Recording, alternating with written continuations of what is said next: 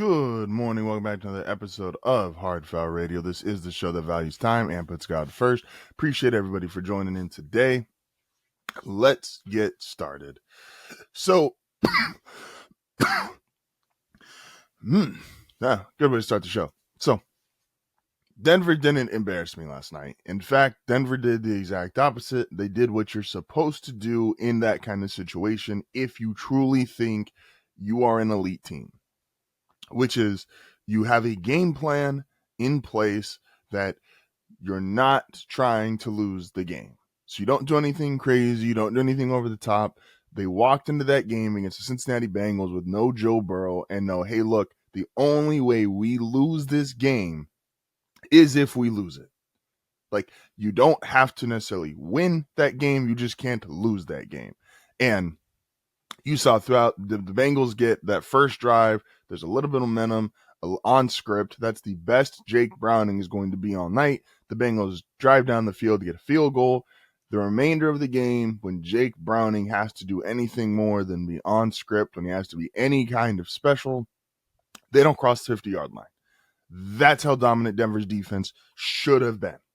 In that situation, you're at home Monday night. You don't let the backup quarterback, even with Jamar Chase, even with T. Higgins, don't let him cross the 50-yard line. Perfect display from the Denver defense, how great it can be. The pass rush, which, if you're a Broncos fan, I know Vance Joseph last year was going crazy with blitzes, and he was blitzing at the highest percentage, and through the first 2 weeks, he was doing the same. The last 2 weeks, Denver's not blitzing as much. And he is finally allowing, because they do have coverage issues with running backs out of the backfield, tight ends. That was a big story the entire season of how do they cover those guys, having issues with those guys. He's now just letting his pass rushers win matchups. Nick Bonito, Jonathan Cooper, Zach Allen, John Franklin Myers. Like, Denver has the best pass rush in the NFL, and he is allowing them. He's playing a lot more coverage. And he's letting those guys just go get the quarterback. He's not doing a whole bunch of blitzes. He's not doing a whole bunch of schemes. He is allowing the talent that he has, where they're great, allow them to be great. And Sean Payton, I thought, called a great game last night. They were able to run the ball with J.K. Dobbins, which I've not been the guy to say, oh, Bo Nix is the reason the Broncos are special. Bo Nix is the reason the Broncos have a chance to go to the Super Bowl. I have been very consistent since the start of the season. This is an offensive line, the best in the league, which we need to start also recognizing Garrett Bowles. Garrett Bowles might be the best left tackle in football. I haven't said this out loud before, but as I'm watching that game last night, and as you keep looking at what he did last year, what he's done this year, has the least amount of pressures allowed by a left tackle, hasn't given up a sack in forever. Like, he might be the guy. He's 33. He's not a quote-unquote household name. He is not the, most physically, Garrett Bowles is a big dude. He's not the most physically imposing guy in the world. He's not Trent Williams. He's not Laremy Tunsil from a few years ago. But right now, there's not a left tackle playing better. And so this offensive line, the way they're playing, has been great. Bo, if they can get J.K. Dobbins a real running game. Bo Nix did not have a running game legitimately at all last year. Did not have a running game the first 2 weeks of this year. So J.K. Dobbins, first 100-yard rusher in the Sean Payton era. You give Bo Nix a running game, it starts to open up for the offense. Again, people were critical of Denver's receivers heading into the season. Mims, Cortland Sutton, Evan Ingram is working his way back in. Like, Denver has guys, Troy Franklin, who, like, Bo might have had, they had 500 of offense. They might have had 600, but there was 4 drops to the receivers. Like, Bo is able to get the job done 1,000%.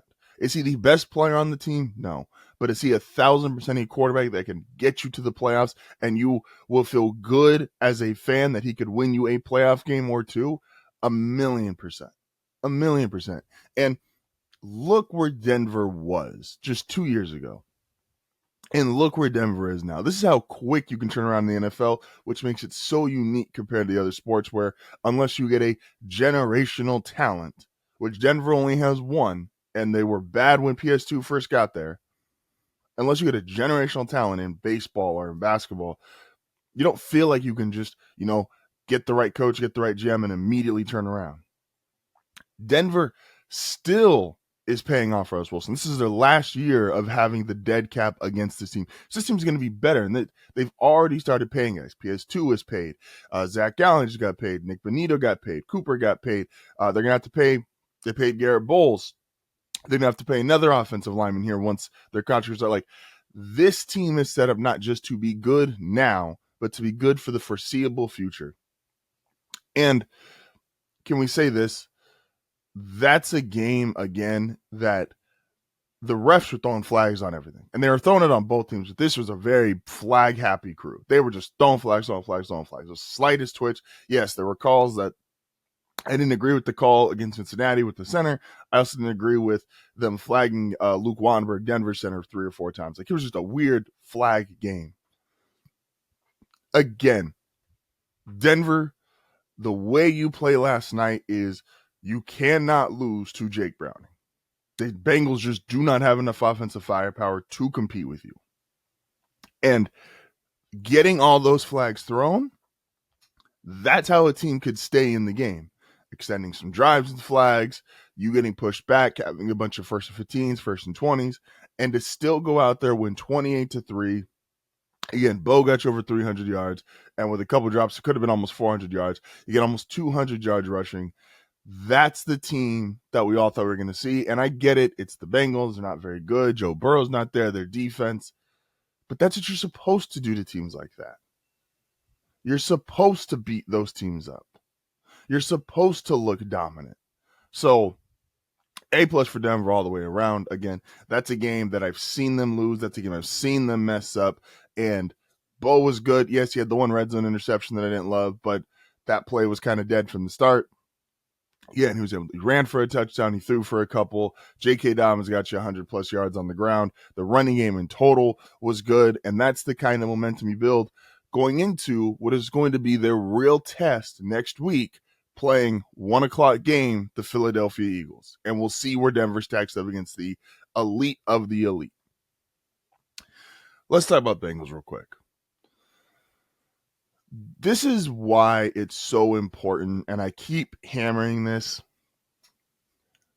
Ownership, GM, coach, quarterback. It's so important to go 4 for 4. And I know maybe that seems unfair, like, oh, you got to go 4 for 4, but you really do, otherwise you have situations like this. Yes, most teams are tanked without their starting quarterback. So I'm not going to kill the Bengals because obviously no Joe Burrow. Jake Browning is a huge downgrade. The other problem is, though, when you pay your quarterback a lot of money, between your owner and your GM, got to be able to find talent. You got to be able to find cheap talent in the draft. You got to be able to sit there and use your resources accordingly. And I don't think the Bengals did that. You see just how few special players the Bengals have. Like, it is literally Joe Burrow, Jamar Chase, T. Higgins, Trey Hendrickson, and then what? I know Shamar Stewart, the rookie that they drafted, didn't play, but they tried everything in their power in the offseason to mess that situation up from the jump. Like, you've got to have more than 3 or 4 guys who can jump off the page. Like, this is why this defense struggles so much. And because you're not in unison with your head coach, who's an offensive guy, and you've put all of your cap into these 3 offensive guys, 3 of your 4 guys that you've paid are all on the offense, he's not going to really elevate them, make them that much better. They're already great. Like, Jamar Chase is already great. T. Higgins is already great. Burrow is already great. And so what is the plan for the Cincinnati Bengals? Because when you lose a Joe Burrow, who is unfortunately at this point in his career, you have to say injury prone. He's a guy who's maybe going to have a horrible distinction of being a 3-time comeback player of the year, which is an impressive thing to do, but also shows that there is consistent injuries here. Like, what are you going to do once any of those guys are gone? Let's say it was Chase gets hurt or Higgins were to get hurt and Burrow was still there. And now you just have one receiver, your quarterback, and a defensive end. Like, you don't see special on the offensive line. You don't see special anywhere on the defense. even if Burrow, like the only way this team is going to get back to Joe Burrow getting this team to the Super Bowl when he did, only way you see them getting back is you have to have an all-time hit him out the park draft class, or maybe even two. Like there's just not a lot of special on this team. And again, I get it. Most teams aren't going anywhere without their quarterback. But the difference between this and what I believe happened with the Ravens is the Ravens lost several guys. And then you started to see a very talented high-end roster go away. Like they said on the Monday Night Football broadcast last night, let's start putting names to the guy. Like, because it wasn't just 6 Ravens went out with injuries. It was Lamar Jackson, Roquan Smith, Marlon Humphrey, Nate Wiggins. I've already lost Matabuke, who got rolled out for the season. Like, those are names. Those are guys. You see the special. Where are those with the Bengals? Even if they ended up losing 5 or 6 guys, not to be disrespectful, but if they lost 5 or 6 guys, how many of them would you go, oh yeah, man, that's like a really big loss? Or just go, oh damn, that sucks. They lost, a corner or a defensive tackle. Like, it wouldn't feel the same. The Ravens have guys. They have a roster. They have talent. That's because they got their owner, their GM, their head coach, their quarterback. The Bengals have their quarterback, and I don't know if it's good anywhere else. I'm not totally sold on Zach Taylor and where he's going to do a Super Bowl. Owner and GM, the owner is one of the cheapest in literally all 4 major sports. Like, the Bengals have a lot more issues than just Joe Burrow is out for the season, because what does it look like when he comes back, and what does it look like going forward? So it looks rough for Cincinnati, man. That's all I'm going to say. Again, it's unfortunate Joe Burrow's out for the year, but it just looks rough. So much to talk about today, man. We are doing power rankings at the top of the hour. Get good, get great, get lost, get out. We'll see who ends up making that, how high, how low for the teams that played last night. Cincinnati, how high. We're going to talk a little bit of that Jets-Dolphins game that they tried their best to hide from us, and so much more. This is HardFoul Radio. Appreciate you guys as always. And don't forget, as always, want to give a special shout out to the sponsor of today's show, Dubby.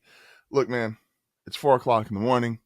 Got a podcast, got a wife. I got way too many animals. You got to stay energized. You got to stay having energy. And nobody does it better than Dubby. Go get yourself, using HardFoul 10 at checkout, go get yourself a tub. I got the solo level in one here. I got Shadow, Monarch, Surge. Shout out to all my anime fans, A&M. Appreciate you guys so much. Go get yourself a shaker. Again, go get yourself a tub. You need to stay energized. It works way better than energy drinks. Anybody that knows me, I'm drinking 5-6 cups of coffee a day. This has cut my coffee consumption literally in half. And there's no crash out later. Never been a guy huge on Monster, some of the other energy drinks. This, much healthier, no crash out, keeps me energized. Appreciate